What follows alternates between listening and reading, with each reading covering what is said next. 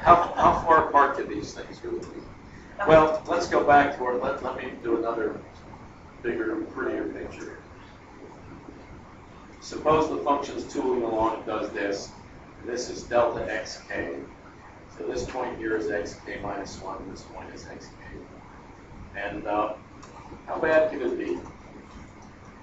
Well, if we investigate the max and min contributions of a particular subinterval and then add them all up, that'll be the net effect of the entire subplane. So if we cut through here, and this one looks like the top, right? And of course, this is a compact set. And for the moment, we're considering, if this were a continuous function, then we would be achieving these values, right? Continuous function on a compact set achieves its maxes and mins. That's the min-max theorem. But all we're saying is that this is a bounded function at the moment. We're not saying that it's continuous. Let's be a little more general. So bounded, not necessarily continuous. So bounded means it's the values are less than some max and more than some min. They're trapped in here, right? And if that's true, this is a set of real numbers. The y values, the ordinates, the heights of the graph constitute a set of real numbers that is bounded above and bounded below. So it's a soup and an inf, right? From the least upper bound axiom. We know that there's a soup and we know that there's an inf. Whether or not it's actually attained on the subinterval is a separate issue. So I think this is the soup of f of x in delta xk. And this is the inf of f of x, where x is taken in delta xk. Right. Now, how big could the contribution to the Riemann sum be for this particular, this is just the kth subinterval. How big could it be? It could be soup. Let me just write soup f. We know what we're talking about. It's this thing, right? Soup f times delta xk.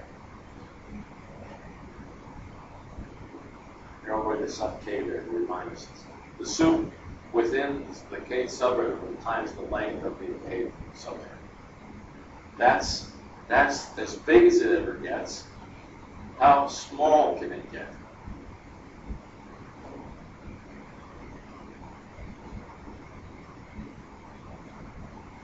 Right? So the difference between the top and the bottom here, the max and min contributions, if you will, of the case subinterval is the width of the case subinterval times the soup within it minus the inf within it. Okay, and we don't need absolute value bars because this is never smaller than that, right? Okay. So that's the maximum difference that can happen. All right, I have n of these things, right? And this condition occurs in each one. Of course, this difference might be bigger or smaller in every one, right? This difference doesn't have to be the same in every subinterval. This length doesn't have to be the same. But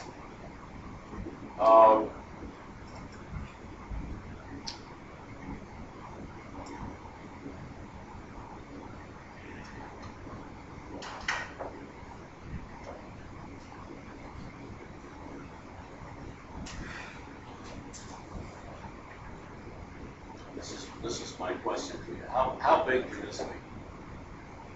The sum over the same partition, f of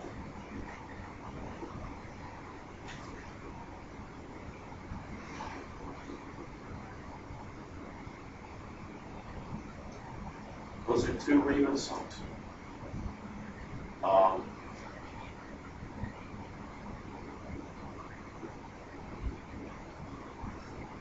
CK and DK can be anywhere in here. Let's suppose this is CK and this is DK. Okay.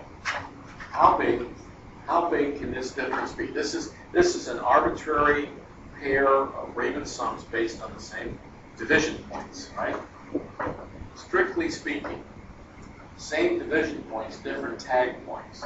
Bert was a little confused about it. I think he confused himself when he talks about a partition being particular division points and particular tag points. Then you can't have this, right? These would be really different partitions because they have different tag points. So what should we do? Be ruthlessly detail-oriented or just kind of go with what Bert wants to do? He wants to call these the same partition, by his other definition. So what shall we do? My inclination is to call them, to me, the partition is the division points. And then the tag points are sort of a separate issue. He's not viewing it that way. Any opinions? What will do us the best, make the least amount of confusion down the line? If we have the same division points and different tag points, then the two Riemann sums can differ. It's going to be the sum, of things like this, right?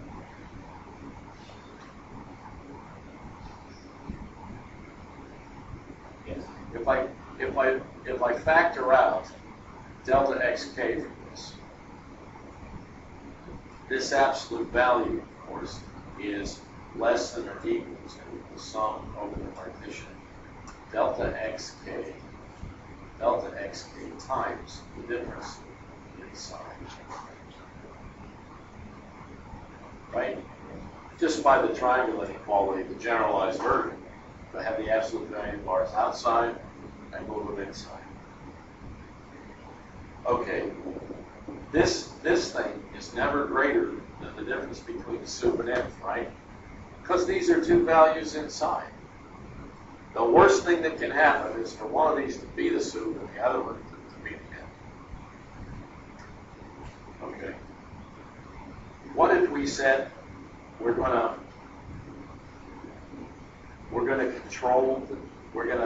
create a partition so that in any summing, the difference between the sup and inf of the function is no greater than epsilon.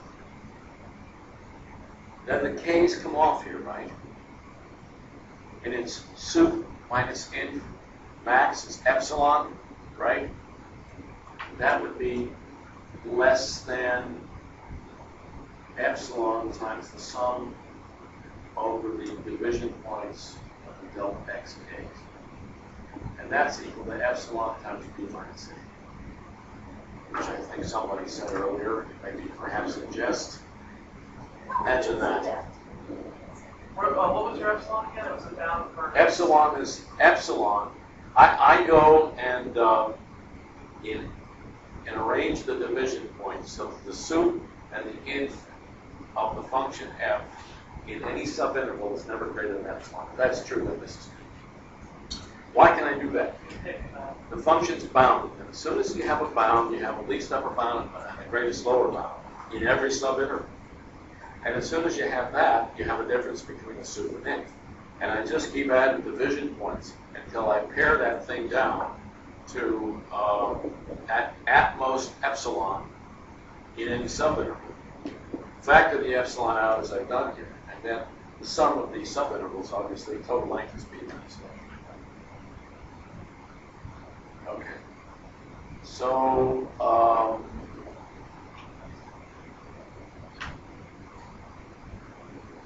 it appears